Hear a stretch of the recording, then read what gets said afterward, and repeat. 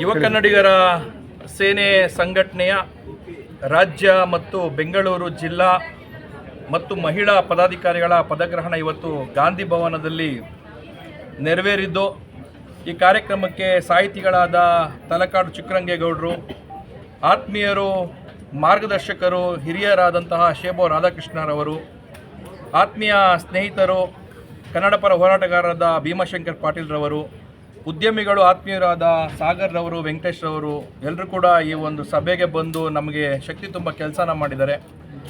ಇಡೀ ರಾಜ್ಯದಲ್ಲಿ ಯುವ ಕನ್ನಡಿಗರ ಸೇನೆ ಪ್ರಾರಂಭ ಆದ 3 ತಿಂಗಳಲ್ಲಿ ಸಾಮಾಜಿಕ ಜಾಲತಾಣಗಳ ಮುಖೇನ ನಮ್ಮ ಸಂಘಟನೆಯ ಧ್ಯೇಯ ಉದ್ದೇಶಗಳನ್ನ ನಂಬಿ ಸಾವಿರಾರು ಜನ ಪದಾಧಿಕಾರಿಗಳು ಸದಸ್ಯರು ಸೇರ್ಪಡೆಗೊಳ್ತಾ ಇದ್ದಾರೆ.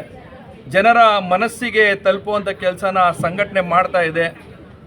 ಸಂಘಟನೆ ಬೆಳೆದಂತೆ ಜವಾಬ್ದಾರಿಯು ಜಾಸ್ತಿ ಆದಂತೆ ಇವತ್ತು ನಮ್ಮ ಪದಾಧಿಕಾರಿಗಳಿಗೆ, ನಮ್ಮ ಸೇನೆಯ ಸೈನಿಕರಿಗೆ ಜವಾಬ್ದಾರಿನ ಹಂಚಿದ್ದೀನಿ.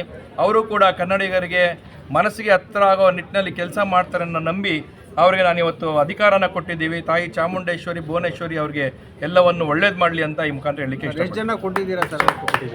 ಈಗ ಮೊದಲನೇ ಹಂತದಲ್ಲಿ ರಾಜ್ಯ ಸಮಿತಿಯಲ್ಲಿ 28 ಜನಕ್ಕೆ ನಾವು ಕೊಡಬೇಕು ಅಂತ ನಮ್ಮಲ್ಲಿ ಬೈಲಾದಲ್ಲಿದೆ. ನಾವೀಗ 14 ಜನಕ್ಕೆ ಮಾತ್ರ ಕೊಟ್ಟಿದ್ದೀವಿ. ಶ್ರೀರಂಗಪಟ್ಟಣ ಭಾಗ, ಮೈಸೂರು ರೋಡ್ ಭಾಗದಲ್ಲಿ ನಮ್ಮ ಪ್ರೀತಮ್ ಗೌಡ್ರಿಗೆ, ಕೋಲಾರ ಭಾಗದಲ್ಲಿ ನಮ್ಮ ಜಗದೀಶ್ ಗೌಡ್ರಿಗೆ, ಮತ್ತು ನಮ್ಮ ಯಾವುದು ನಿಮ್ಮದು ಚಿಕ್ಕಮಗಳೂರು ಭಾಗದ ತರೀಕೆರೆ ಭಾಗದಲ್ಲಿ ನಮ್ಮ ತೀರ್ಥೇಶ್ ಅವರಿಗೆ, ಪ್ರತಿಯೊಂದು ಜಿಲ್ಲೆಯಲ್ಲೂ ಆಯಾ ಭಾಗದಿಂದ ಆಯ್ಕೆ ಮಾಡಿ ಕೇವಲ 14 ಜನಕ್ಕೆ ಮಾತ್ರ ಇವತ್ತು ಕೊಟ್ಟಿದ್ದೀವಿ. ಬೆಂಗಳೂರು ಜಿಲ್ಲಾಧ್ಯಕ್ಷರಾಗಿ ಮುರಳಿಗೌಡರನ್ನ ಆಯ್ಕೆ ಮಾಡಿದ್ದೀವಿ.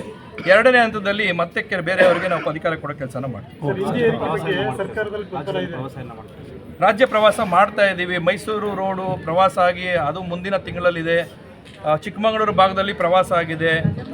ಮೇ 1 ನಮ್ಮದೊಂದು ಕಾರ್ಮಿಕರ ಸಮಾವೇಶ ದೊಡ್ಡ ಕಾರ್ಯಕ್ರಮ ಇದೆ. ಅದಾದ ನಂತರ ಇಡೀ ರಾಜ್ಯದಲ್ಲಿ ಪ್ರವಾಸ ಮಾಡ್ತೀವಿ. ನೋಡ್ರೆ, ಈ ದ್ವಿಭಾಷಾ ನೀತಿಯನ್ನು ಘೋಷಣೆ ಮಾಡಿದಂಥ ರಾಜ್ಯ ಸರ್ಕಾರದ ವಿರುದ್ಧ ಪರಿಶೀಲನೆಗೆ ಗವರ್ನರ್ ಕಳಿಸ್ಕೊಟ್ಟಿದ್ದಾರೆ, ಕೇಳ್ಕೊಂಡಿದ್ದಾರೆ. ನಾಳೆ ಹಿಂದಿ ಏರಿಕೆ ಹೋರಾಟ ಸಮಿತಿಯ ಪರವಾಗಿ ಯುವ ಕನ್ನಡಿಗರ ಸೇನೆ ಮುಂಚೂಣಿಯಲ್ಲಿ ಪಾತ್ರನ ವಹಿಸಿ ಹೋರಾಟ ಮಾಡಿ ಮಧು ಬಂಗಾರಪ್ಪರವರು ಶಿಕ್ಷಣ ಸಚಿವರು ನಮಗೆ ಆಶ್ವಾಸನೆ ಕೊಟ್ಟಂತೆ ಅವರು ಹಿಂದಿನ ಕಡ್ಡಾಯ ಅಲ್ಲ, ಗ್ರೇಡ್ ಮಾರ್ಕ್ಸ್ ಅಂತ ಮಾಡಿದ್ದಾರೆ. ರಾಜ್ಯಪಾಲರು ಬಹುಶಃ ಅವರ ಕೆಲಸದ ಮಿತಿ ಅವರಿಗೆ ಅರಿವಿಲ್ಲ ಅನಿಸುತ್ತೆ. ಅವರ ಕೆಲಸ ರಾಜ್ಯದ ರಾಜಕಾರಣದಲ್ಲಿ ಮೂಗು ತೋರಿಸೋದಲ್ಲ, ಅಥವಾ ಸರ್ಕಾರದ ಕೆಲಸದಲ್ಲಿ ಅವರು ಮೂಗು ತೋರಿಸೋದಲ್ಲ. ಅವರಿಗೆ ಇಲ್ಲಿನ ಹಿಂದಿಯ ವಿಚಾರ ಬರೆಯುವಂಥ ಯಾವುದೇ ಅವರಿಗೆ ಮಿತಿ ಇರೋದಿಲ್ಲ. ಆದರೂ ಕೂಡ ಅವರು ಉತ್ತರ ಭಾರತದಿಂದ ಬಂದಿರೋರು ಪ್ರೇಮ ಇರುತ್ತಲ್ಲ, ಬರೆದಿದ್ದಾರೆ. ಇಂಥ ಒಂದಕ್ಕೆಲ್ಲ ನಾವು ಬಗ್ಗುವಂಥದ್ದಲ್ಲ. ಈಗೇನು ಸರ್ಕಾರ ಒಂದು ಕ್ರಮನ ಹೇಳಿದೆ, ಗ್ರೇಡ್ ಹಿಂದಿ ಇಲ್ಲ ಅನ್ನೋ, ಅದು ಸ್ವಾಗತಾರ್ಹ. ಸರ್ಕಾರಕ್ಕೆ ನಾವು ಅಭಿನಂದನೆಗಳನ್ನ ಸಲ್ಲಿಸ್ತೀವಿ. ಮುಂದೆ ಏನಾದರೂ ಈ ರೀತಿ ಆದರೆ ದಂಗೆ ಎದ್ದೇಳುತ್ತೆ. ಆಗುವಂಥ ಪರಿಣಾಮಕ್ಕೆ ರಾಜ್ಯಪಾಲರು ಹೊಣೆ ಆಗ್ತಾರೆ ಅಂತ ಹೇಳ್ತೇವೆ. ಸರ್, ನಾಳೆ ಒಂದು ಸಂಘಟನೆ ರಾಜ್ಯಪಾಲರು ಮುತ್ತಿಗೆ ಹಾಕಬೇಕು ಅಂತ ನಮ್ಮ ರಾಜ್ಯಪಾಲರಿಗೆ ಆಲ್ರೆಡಿ ನಾವು ಹೋಗಿ ಅವರ ಸೆಕ್ರೆಟರಿ ಅವರಿಗೆ ಮನವಿನ ಕೊಟ್ಟಿದ್ದೀವಿ. ರಾಜ್ಯಪಾಲರು ಅವರ ಪದವಿಗೆ ನಾವು ಗೌರವ ಕೊಟ್ಟು ನಾವು ಮನವಿನ ಕೊಟ್ಟಿದ್ದೀವಿ. ಅವರ ವಿಚಾರನ ಸರಿಪಡಿಸ್ಕೊಂಡಿಲ್ಲ ಅಂದರೆ ಮುಖ್ಯ ಕೆಲಸ ಮುಂದಿನ ದಿನಗಳಲ್ಲಿ ಎಲ್ಲರೂ ಸೇರಿ ಮಾಡಬೇಕಾಗುತ್ತೆ. ಸರ್, ಅದೊಂದು ಭಾವನಾತ್ಮಕವಾದಂಥ ವಿಷಯ.